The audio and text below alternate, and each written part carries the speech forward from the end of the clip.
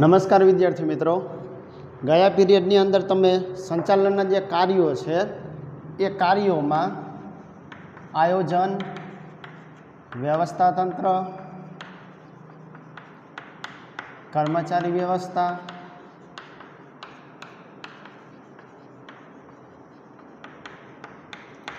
દોરવણી અને છેલ્લે અંકુશ, આ જે કાર્યો છે એનો તમે વિગતવાર અભ્યાસ કરી લીધો છે. હવે સંચાલનના કાર્યો પૈકીનું એક કાર્ય એટલે કે સંકલન, ત્યાંથી શરૂઆત કરીએ. સંકલન એ સંચાલનમાં દરેક તબક્કે જરૂરી છે. આયોજનથી માંડી અને અંકુશ સુધી સંકલનની જરૂર પડે છે અને સંકલન દ્વારા જ એમ કહી શકાય કે ધ્યેય સિદ્ધ થાય છે. સંકલનથી ફાયદો એ થાય કે એકમનું કોઈ કાર્ય રહી જતું નથી અને કોઈ કાર્ય બેવડાતું પણ નથી, મતલબ કે ડબલ વખતે કરવું પડતું નથી. એ સંકલનને આધારે શક્ય બને છે. એના ચોક્કસ અર્થની જો વાત કરીએ તો કે જેટલા પણ ધંધાકીય એકમ છે, આ ધંધાકીય એકમના જુદા જુદા વિભાગોમાં જુદા જુદા કર્મચારીઓ જે કાર્ય કરે છે તો એમના કાર્યો વચ્ચે એક સૂત્રતા અને સુમેળ સાધવાનું જે કાર્ય છે એને સંકલન કહે છે. એટલે આપણે આ રીતે લખી શકીએ.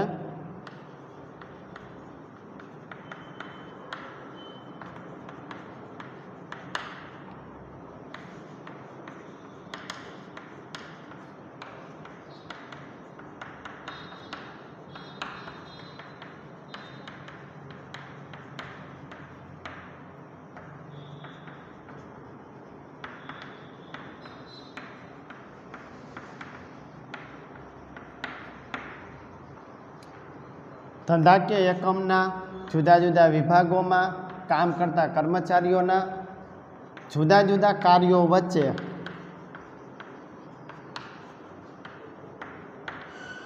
સુમેળ સાધવાનું કાર્ય એટલે સંકલન.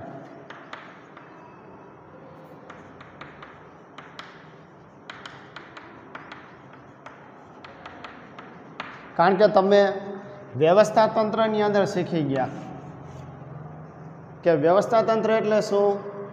સમાન હેતુની સિદ્ધિ માટે કાર્યરત વ્યક્તિઓ વચ્ચે સત્તાને જવાબદારીની સોંપણી કરતું માળખું. એનો મતલબ કે આની અંદર અલગ અલગ જે વિભાગો છે એ વિભાગોની વાત આવે. દરેક વિભાગ માટે અલગ અલગ કર્મચારી સોંપવામાં આવે, અધિકારીઓ હોય, અધિકારીઓના હાથ નીચે કર્મચારીઓ કામ કરતા હોય. તો સંકલનનું કામ એ જ છે કે માનો કે વેચાણ વિભાગ છે, પછી કે નાણાં વિભાગ છે, ઉત્પાદન વિભાગ છે, ત્યાર પછી કે કર્મચારી વ્યવસ્થા વિભાગ છે અથવા કર્મચારી વિભાગ લઈ શકાય. તો આ અલગ અલગ કાર્યો અલગ અલગ વિભાગ અને એ દરેક વિભાગમાં અલગ અલગ કર્મચારી કામ કરે છે. એમના કાર્ય વચ્ચે સુમેળ સાધવું એટલે શું? એકબીજાને જોડવાનું કામ એ સંકલનનું છે. હવે આપણે એની લાક્ષણિકતાની જો વાત કરીએ કે ભાઈ સંકલનની લાક્ષણિકતા શું? સૌથી પહેલી લાક્ષણિકતા છે કે આયોજનથી શરૂઆત કરી અને અંકુશ સુધી. હવે આયોજનથી અંકુશની વાત એટલા માટે કારણ કે સંચાલનના કાર્યોમાં પહેલું કાર્ય કયું? આયોજન. કારણ કે સંચાલનની શરૂઆત જ આયોજનથી થાય અને અંતિમ કાર્ય કયું છે? તો કે અંકુશ છે. એનો મતલબ કે જ્યાંથી સંચાલનની શરૂઆત થાય ત્યાંથી લઈ સંચાલનના અંત સુધી એટલે કે આયોજનથી અંકુશ સુધી સંકલનની જરૂર પડે છે. બીજી લાક્ષણિકતા જોઈએ તો સંકલન એ સંચાલનની દરેક સપાટીએ થતું કાર્ય છે. હવે દરેક સપાટી એટલે તમારે ભૂલવાનું નથી. સપાટી આપણે 3 સપાટીઓ વિશે તમે અભ્યાસ કરી ગયા. ઉચ્ચ સપાટી, મધ્ય સપાટી અને ત્રીજું જે છે એ છે તળ સપાટી. તો અહીંયા એ તમને કહે છે કે સંકલનનું જે કાર્ય છે એ 3 સપાટીએ થાય છે। હવે એ કઈ રીતે? તો અહીંયા જો કે ઉચ્ચ સપાટીમાં જનરલ મેનેજર છે, સંચાલક મંડળ છે, મુખ્ય વહીવટી અધિકારી CEO છે, તો એમની વચ્ચે પણ સંકલન હોવું જોઈએ। એ જ રીતે મધ્ય સપાટીના અલગ અલગ જે અધિકારીઓ છે તો અધિકારીઓ વચ્ચે પણ સંકલન હોવું જોઈએ। તળ સપાટીએ જે નિરીક્ષક, ફોરમેન ને જોબર છે તો એમના કાર્ય વચ્ચે પણ સંકલન હોવું જરૂરી છે। એનો મતલબ એવો થયો કે સંકલન દરેક સપાટીએ જોવા મળે છે।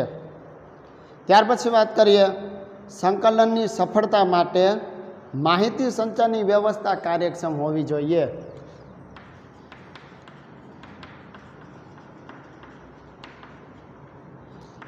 માહિતી સંચાર એ વ્યવસ્થા જેટલી સારી હશે એટલું સંકલનનું કાર્ય સરળ બને।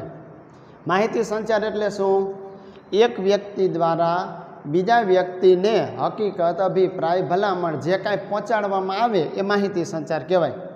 એનો મતલબ કે ઉચ્ચ સપાટીએથી જે કાંઈ નિર્ણય હોય, જે અહેવાલ હોય એ મધ્ય સપાટીથી તળ સપાટી સુધી પહોંચે। એ જ રીતે તળ સપાટીના કોઈ પ્રશ્ન હોય તો એ મધ્ય અને છેલ્લે ઉચ્ચ સુધી પહોંચે। આમ માહિતી સંચારની વ્યવસ્થા જેટલી સારી એટલું સંકલનનું કાર્ય સરળ બની જશે। ત્યાર પછી કે સહકાર વગર સંકલન શક્ય નથી। કારણ કે હમણાં આપણે વાત કરી કે ભાઈ જુદા જુદા કર્મચારી છે અને એમની વચ્ચે સુમેળ સાધવાનો, મતલબ કે અલગ અલગ જે વિભાગ છે એમાં કામ કરતા કર્મચારી, એ કર્મચારીઓ કે અધિકારીઓ જ્યારે એકબીજાને સહકાર આપશે તો જ સંકલનનું કાર્ય શક્ય બનશે। એના પછી કે ધંધાકીય એકમના સાધનોનો મહત્તમ ઉપયોગ સંકલન દ્વારા શક્ય બને છે। હવે સાધનોમાં તો મોટાભાગે યંત્ર છે, કાચો માલ છે, નાણાકીય સાધનો કોઈ હોય, ઉત્પાદનને લગતા કોઈ સાધન હોય, તો એનો ઉપયોગ ક્યારે શક્ય બને? જ્યારે સંકલન સારું હોય તો।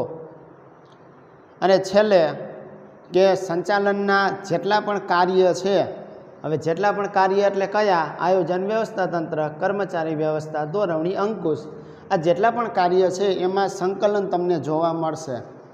માટે આ સંકલનને શું કહેવાય? તો કે સંચાલનનો આત્મા કહે છે। આ તમે યાદ રાખજો।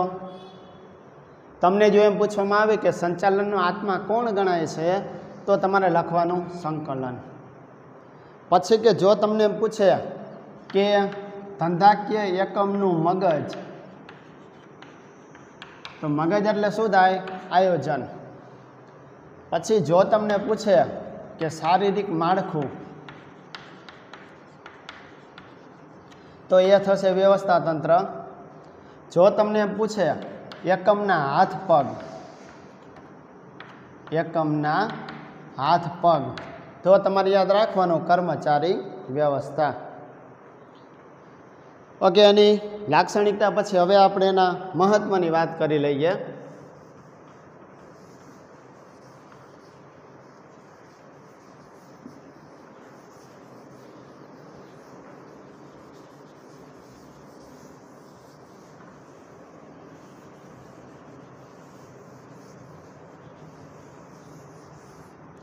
મહત્વ પણ મોટાભાગે એની લાક્ષણિકતાને લગતું જ આવે। અને આ જે પ્રશ્ન છે એ તમને 2 અથવા 3 ગુણમાં પૂછાવાની શક્યતાવાળો કે ભાઈ સંકલનનું મહત્ત્વ દર્શાવો। આમાં તમને જેટલા માર્કમાં પૂછાય એના તમારે ડબલ મુદ્દા લખવાના। 2 માર્કમાં પૂછાય તો 4 લખજો, 3માં પૂછાય તો 6। હવે પહેલું છે કે સંચાલનના અન્ય કાર્યો શક્ય બને। પણ અહીંયા તમારે એ યાદ રાખવાનું કે સંચાલનના અન્ય કાર્યો કયા, તો અન્ય કાર્ય આપણે હમણાં પણ અહીંયા લખેલા હતા કે ભાઈ આયોજન છે, વ્યવસ્થા તંત્ર છે, કર્મચારી વ્યવસ્થા, દોરવણી અને અંતિમ કાર્ય એટલે અંકુશ. તો આ બધા કાર્યો ક્યારે શક્ય બને છે, તો કે જો સંકલન હોય તો. ત્યાર પછી બીજું છે કે એકમના બધા કાર્યો સરળતાથી કરી શકાય.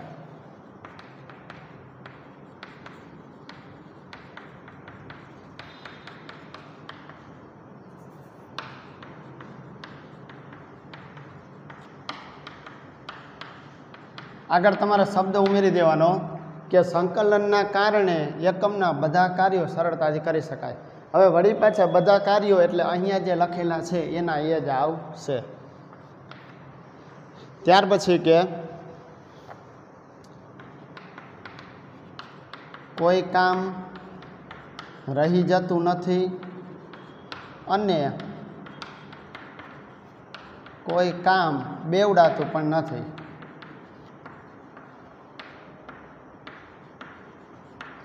એટલે કે જો યોગ્ય સંકલન હશે, જો જેટલા પણ કાર્ય છે એ કાર્ય થઈ જશે, એક પણ બાકી રહેશે નહીં.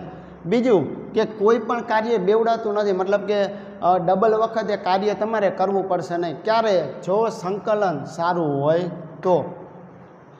ત્યાર પછી કે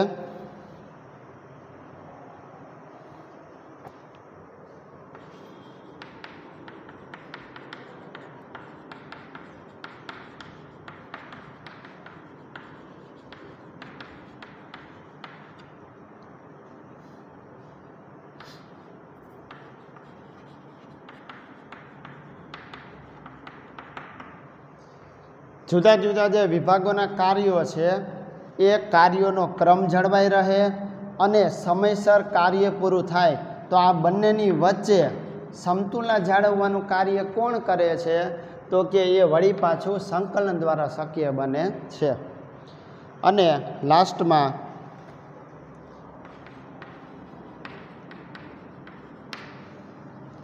એકમના નક્કી કરેલા હેતુઓ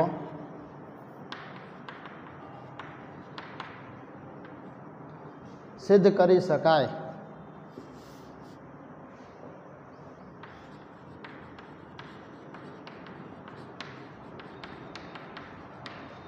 આ મુદ્દો તમે આયોજન, વ્યવસ્થા તંત્ર, કર્મચારી વ્યવસ્થા દરેકમાં લખી શકો.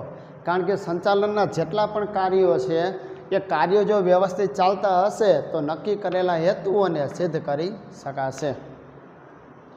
આ ઉપરાંત અલગ અલગ વિભાગોમાં સંબંધો સારા જળવાઈ રહે એ પણ જરૂરી છે.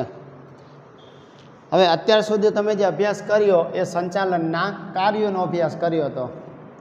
હવે જે આવે છે એને આપણે કહીશું સંચાલનના કાર્ય વિસ્તારો.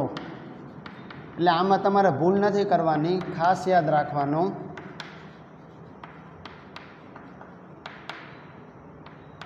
આની અંદર તમારે 4 મુદ્દાઓ વિશેનો અભ્યાસ કરવાનો છે. પહેલું જે છે એ છે બજાર સંચાલન પ્રક્રિયા, જે તમે આખું ચેપ્ટર શીખી ગયા. પાઠ 10 જેનું નામ જ શું હતું? બજાર પ્રક્રિયા સંચાલન અથવા બજાર સંચાલન પ્રક્રિયા જે કહો તે.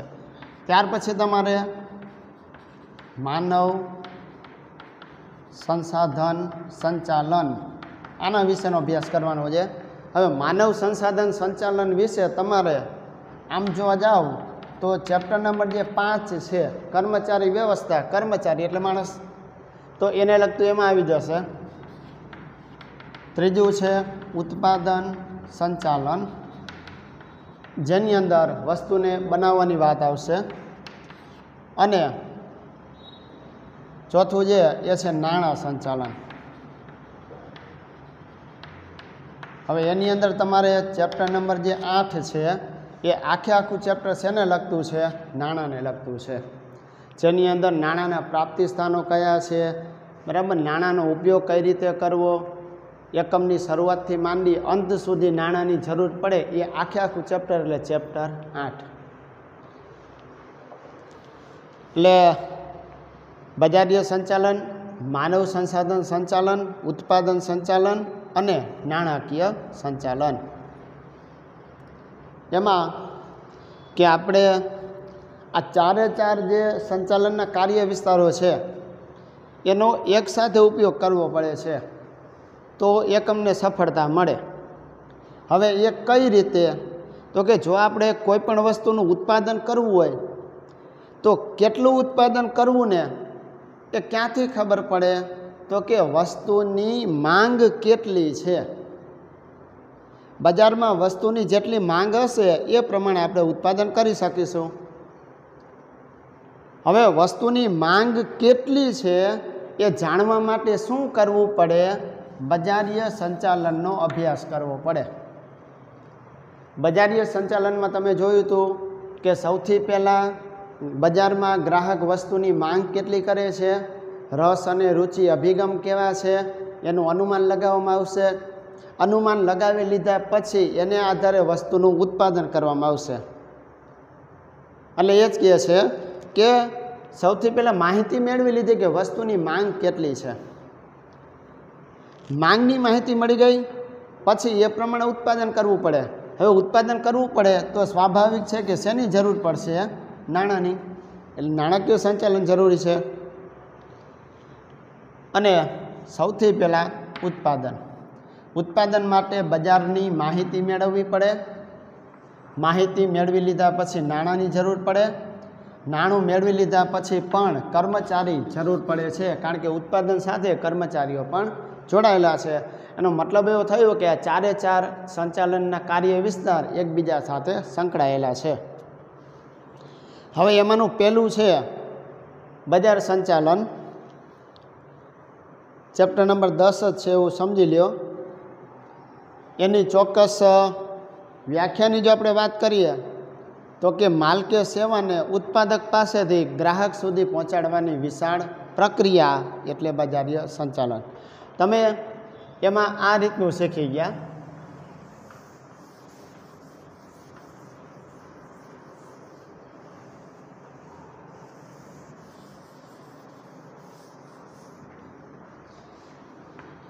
એક બાજુ ઉત્પાદક છે અને બીજી બાજુ કોણ છે? તો કે ગ્રાહક છે. હવે આમાં ગ્રાહકને કઈ વસ્તુની માંગ છે?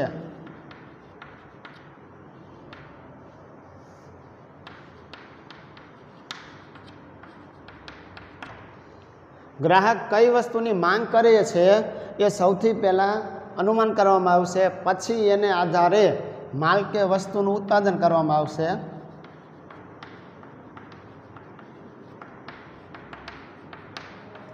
ઉત્પાદન થઈ ગયા પછી આ જ માલ કે સેવા બરાબર જે ગ્રાહક સુધી પહોંચાડવામાં આવશે. ટૂંકમાં ઉત્પાદક પાસેથી માલ કે સેવાનું ગ્રાહક સુધી જ્યારે વિતરણ કરવામાં આવે, વેચણી કરવામાં આવે તો એને આપણે કહીશું બરાબર બજારીય સંચાલન. આની અંદર તમે અલગ અલગ જે કાર્ય વિસ્તાર છે એનો અભ્યાસ કરી લીધો કે જેની અંદર આપણે બજારીય સંશોધનથી શરૂ કરી અને છેલ્લું જે કાર્ય હતું કે વસ્તુના વેચાણ પછીની સેવા, એ પણ એનો એક ભાગ જ કહી શકાય. ત્યાર પછી કે આ એક એવી પ્રક્રિયા છે, સૌથી પહેલાં ગ્રાહકની જરૂરિયાતને જાણવામાં આવે છે. જરૂરિયાત નક્કી થઈ જાય ત્યાર પછી વસ્તુ કે સેવા બનાવવામાં આવે છે. બની લીધા પછી એ વસ્તુ કે સેવા ગ્રાહક સુધી પહોંચાડવામાં આવે છે. અને જ્યારે જરૂર પડે ત્યારે તેમાં મધ્યસ્થીઓનો પણ સહારો લેવામાં આવે છે. હવે અહીંયા મધ્યસ્થીઓ એટલે કયા એ તમે આ જ ચેપ્ટરની અંદર શીખી ગયા. તમને જો યાદ હોય તો તમે સંચાલનની વિતરણ વ્યવસ્થા શીખી ગયા. સંચાલનના બદલે આપણે બજાર લખી નાખીએ. હવે વિતરણ વ્યવસ્થામાં તમે સૌથી પહેલાં જોયું હતું કે પ્રત્યક્ષ વેચાણ હોય. હવે પ્રત્યક્ષ વેચાણ એટલે શું?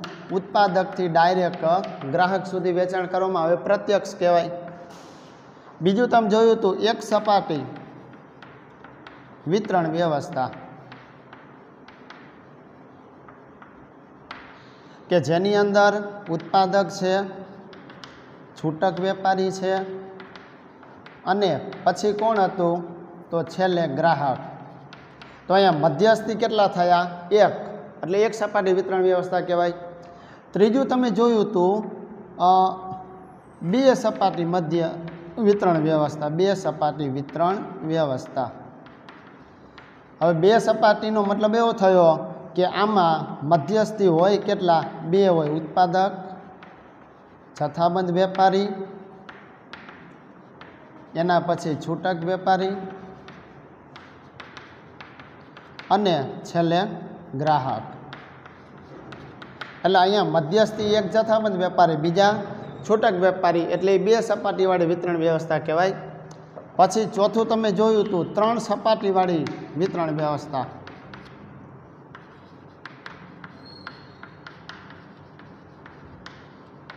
કે જેની અંદર સૌથી પહેલાં ઉત્પાદક છે, ઉત્પાદક પછી કોણ આવશે? એજન્ટ આવશે, જેને આડતિયા પણ કહી શકીએ. એજન્ટ પછી જથ્થાબંધ વેપારી, એના પછી છૂટક વેપારી અને છેલ્લે વસ્તુ કોને પહોંચશે? ગ્રાહકને. હવે અહીંયા તમે જુઓ 1, 2 અને 3 મધ્યસ્થી છે, માટે 3 સપાટીવાળી વિતરણ વ્યવસ્થા કહેવાય. એટલે એ જ કહે છે કે વસ્તુની ગ્રાહકને જરૂરિયાત કેવી છે એ જાણવામાં આવશે, એના આધારે વસ્તુ બનાવવામાં આવશે, વસ્તુના વિતરણ માટે મધ્યસ્થીઓનો સહારો લેવામાં આવશે, મધ્યસ્થીઓને યોગ્ય કમિશન પૂરું પાડવામાં આવશે અને એ દ્વારા ઉત્પાદક પાસેથી વસ્તુ છેલ્લે ગ્રાહક સુધી પહોંચશે.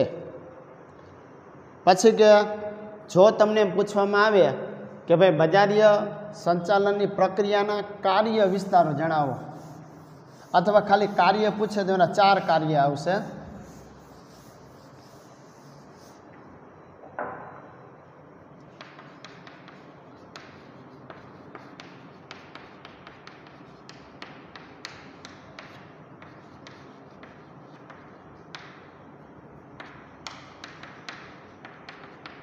આ કાર્યો તમને 1 માર્કની અંદર પણ પૂછી શકે અથવા 2 માર્કમાં પણ પૂછાય. એમાં સૌથી પહેલું કાર્ય કયું? પેદાશ અથવા પેદાશ મિશ્ર. બીજું કાર્ય જે છે એ છે કિંમત નિર્ધારણ અથવા કિંમત. ત્રીજું જે કાર્ય છે એ છે વિતરણ વ્યવસ્થા, જે હમણાં આપણે વાત કરીએ. અને ચોથું જે કાર્ય છે એ છે અભિવૃદ્ધિ. હવે આની અંદર તમે પ્રસિદ્ધિ વિશે, જાહેરાત વિશે, વ્યક્તિગત વેચાણ વિશે શીખી ગયા. આ ઉપરાંત કે કંપનીઓ દ્વારા અલગ અલગ જે ઇનામી ડ્રો ને આવું બધું રાખવામાં આવે, કમિશન આપવામાં આવે, બરાબર, એના વિશેનું પણ આમાં આવી ગયું છે. હવે આ ચારેયની જો વાત કરીએ, પેદાશ મિશ્રમાં શું આવશે? તો કે નવી પેદાશનું ઉત્પાદન કરવું હોય અથવા તો જે પેદાશ અત્યારે બની ગઈ છે, બજારમાં વેચાણ માટે મૂકી દીધી છે, એમાં જો કાંઈ ફેરફાર કરવો હોય તો એ બધાય કાર્યનો સમાવેશ આમાં થાય. ફેરફાર કેવો કરવામાં આવે? વસ્તુનો રૂપ, રંગ, કદ, આકાર, વજન, એની છાપ એટલે લેબલિંગ, પેકિંગ, કાર્ય પછીની ખાતરી, વેચાણ પછીની સેવા અને વસ્તુની વિવિધતા. આટલા જે કાર્યો છે એ કાર્યોનો સમાવેશ શેમાં થશે? પેદાશ અથવા પેદાશ મિશ્રમાં. એટલે તમે આ રીતે ટૂંકમાં એને યાદ રાખી શકો: રૂપ, રંગ, આકાર, કદ, વેચાણ પછીની સેવા,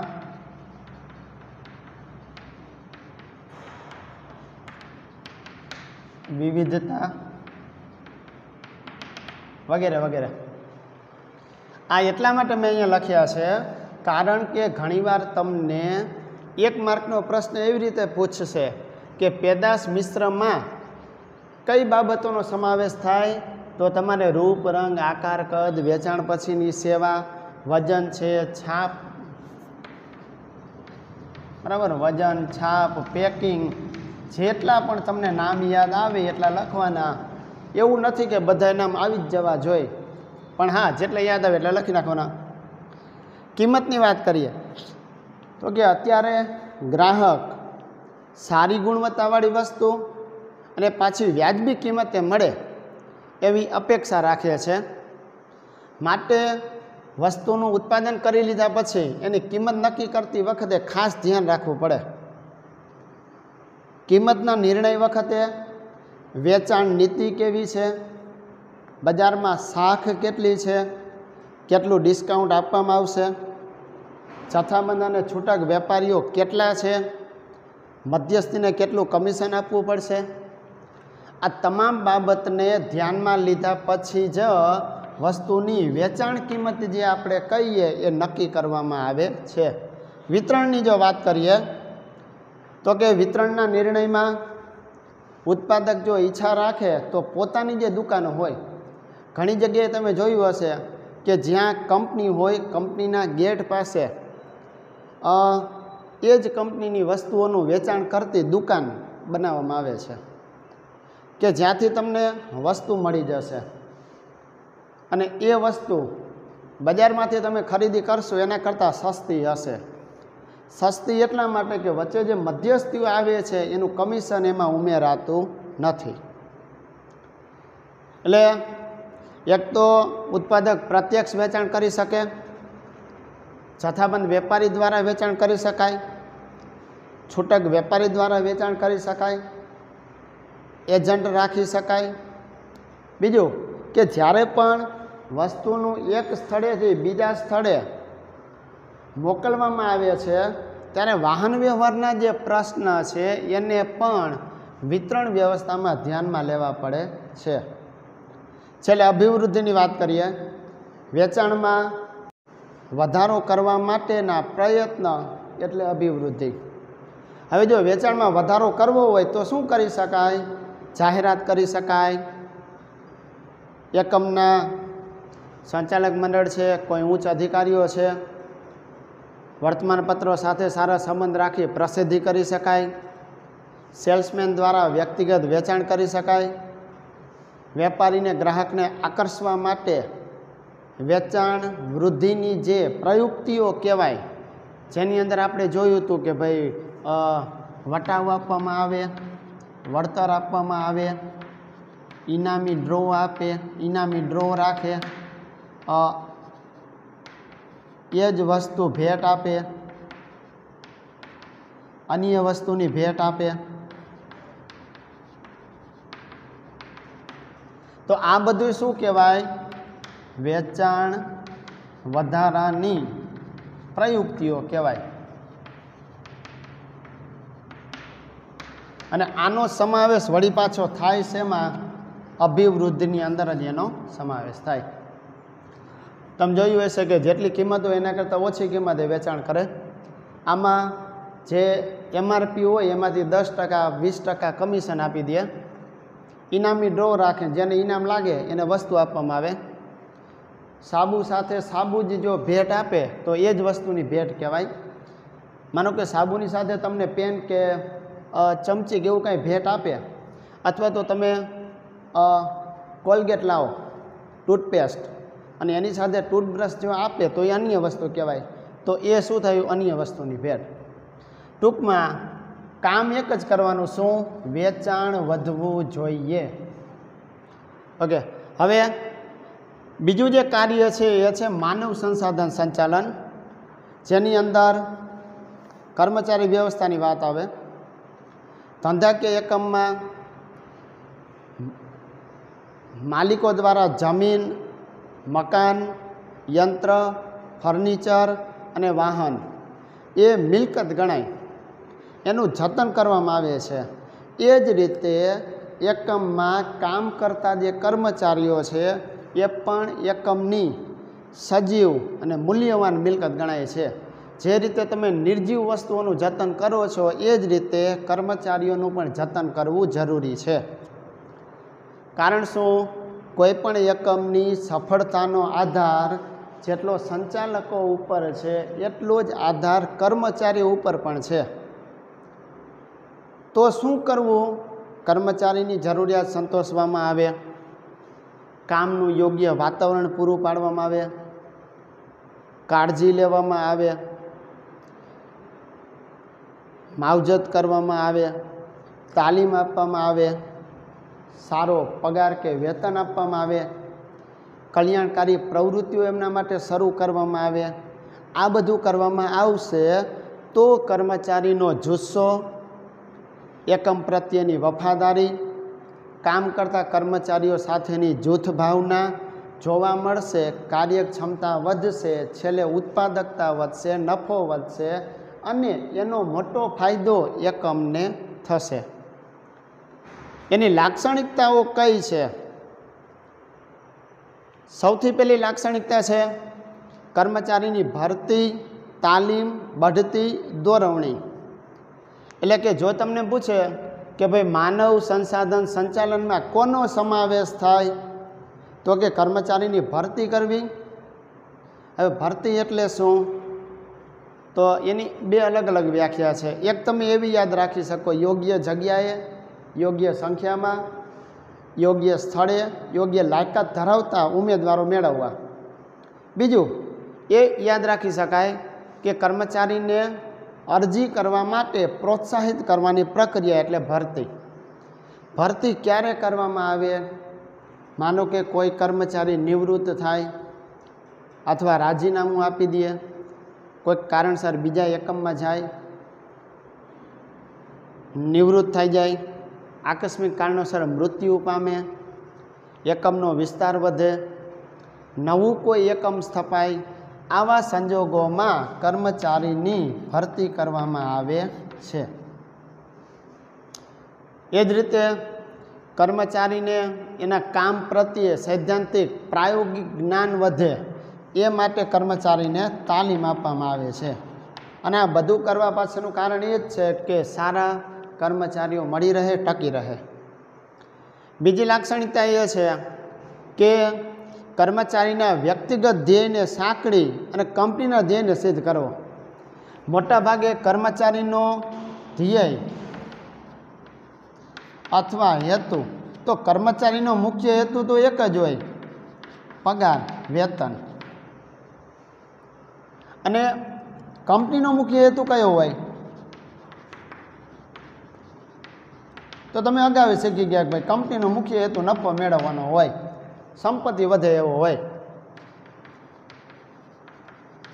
તો માનવ સંસાધન સંચાલનમાં એવું કાર્ય કરવાનું કે કર્મચારીને પગારે મળી રહે અને એકમને નફો પણ મળી રહે. ત્યાર પછી કે માનવ સંસાધન સંચાલન કે જેમાં કર્મચારીને એક અમૂલ્ય સજીવ મિલકત ગણવામાં આવે છે.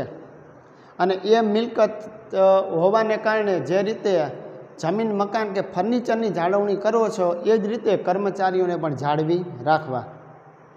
ત્યાર પછી એમને તાલીમ આપવી, વિકાસ માટેના કાર્યો હાથ ધરવા, કર્મચારી જે કામ કરે છે એનું મૂલ્યાંકન કરવું, એને આધારે એને પ્રમોશન, બઢતી આપી શકાય, એનું સ્થાન નક્કી કરી શકાય, સત્તાની જવાબદારી વધારી શકાય, સાથે સાથે વેતન પણ વધારી શકાય.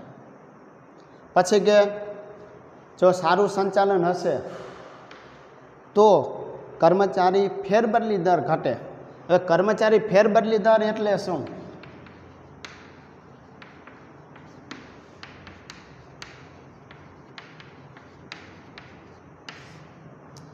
ફેરબદલી દરનો મતલબ એવો થાય કે કર્મચારી એક એકમમાંથી બીજા એકમમાં, બીજા એકમમાંથી ત્રીજા એકમમાં, એમ જ્યારે સ્થાન પોતાનું બદલતો રહેતો હોય તો એને કર્મચારી ફેરબદલી કહેવાય.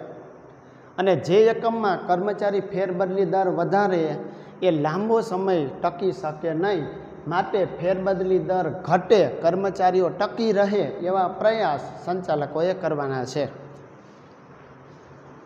છેલ્લે કર્મચારીને સારું વાતાવરણ પૂરું પાડો, એનાથી કર્મચારીનો જુસ્સો, કાર્યક્ષમતા વધશે, કંપનીના મૂલ્યો જળવાઈ રહેશે અને કંપની નક્કી કરેલો હેતુ સિદ્ધ કરી શકશે. મહત્ત્વની જો વાત કરીએ તો કર્મચારીની કાર્યક્ષમતા વધારવી, સાથે સાથે એકમની નફાકારકતા વધારવી. ત્યાર પછી એકમની પ્રતિષ્ઠા વધશે. જો અનુભવી અને લાંબા સમયથી એક જ એકમમાં કામ કરતા કર્મચારી હોય તો એના કારણે વસ્તુની ગુણવત્તા પણ સારી થશે. કર્મચારીઓમાં જૂથ ભાવના ટકાવી શકાશે. ઉત્પાદનના જેટલા પણ સાધનો છે એનો મહત્તમ ઉપયોગ કરી શકાશે. ફેરબદલી દરમાં ઘટાડો કરી શકાય. કર્મચારી સંતોષમાં વધારો કરી શકાય.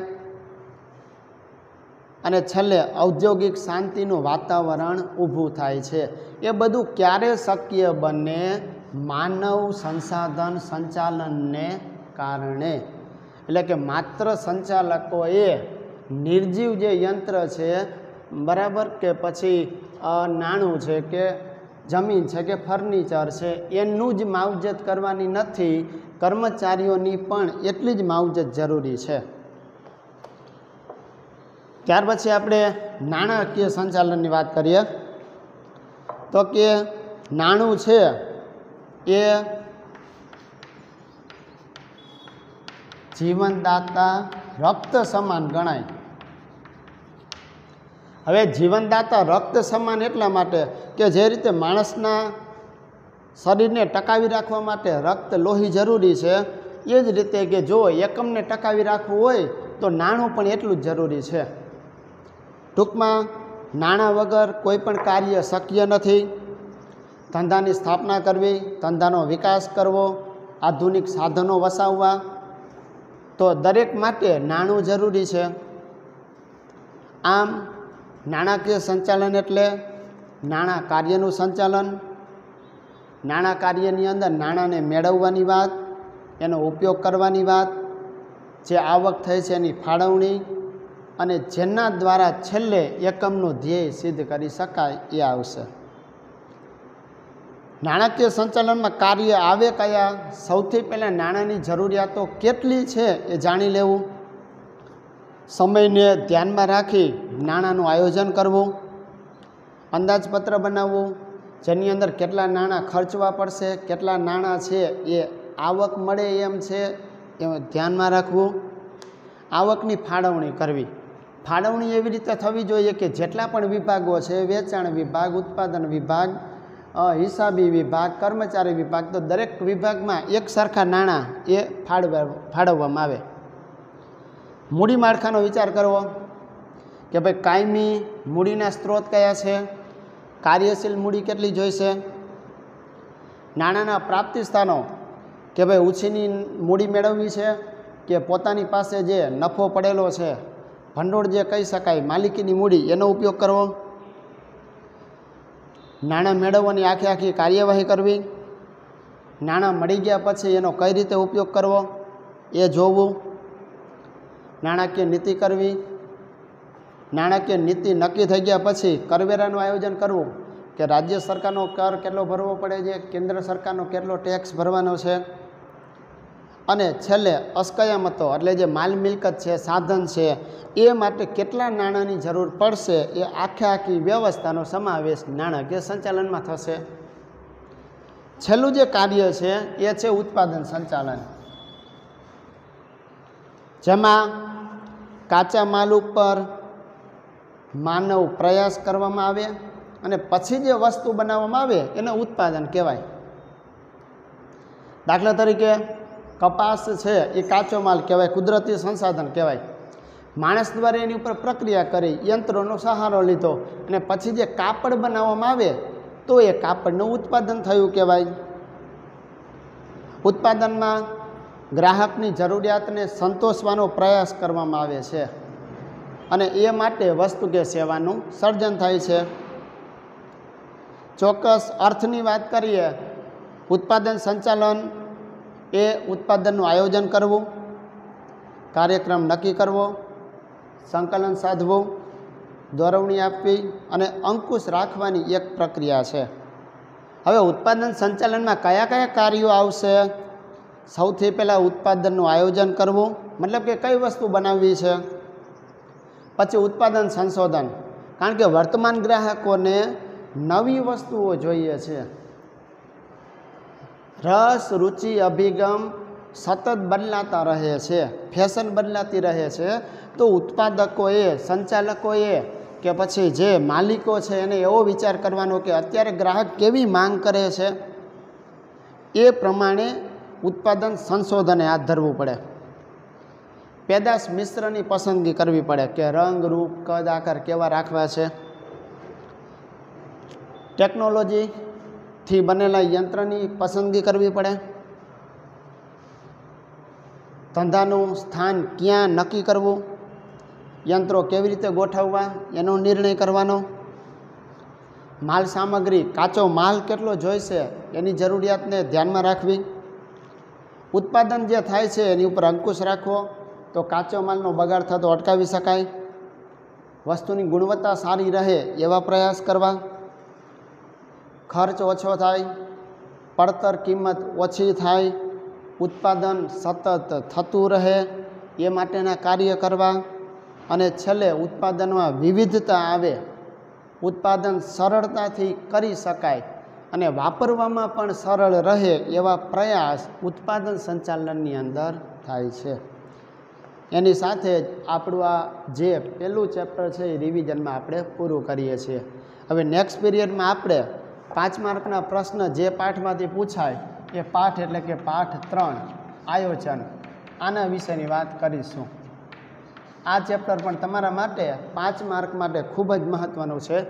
નાનું એવું ચેપ્ટર છે, મુદ્દાઓને લગતું ચેપ્ટર છે અને 5 માર્ક તમને મળે. બીજું કારણ શું કે માનો કે તમને આ વખતે ઓપ્શન આપેલા છે કે ભાઈ તમે 5માંથી 3 લખો, 7માંથી 5 લખો. પહેલાં જેવું નથી, પહેલાં આંતરિક ઓપ્શન હતા, એ નથી. હવે એના બદલે કોઈ પણ પાઠ લખવાના. તો તમે આ એક પાઠની તૈયારી કરી લ્યો, પહેલા પાઠની તૈયારી કરી લ્યો તો તમારે લગભગ 50% એ વિભાગ પૂરો થઈ જાય. એટલે નેક્સ્ટ પીરિયડમાં 3જા ચેપ્ટરની શરૂઆત કરીશું.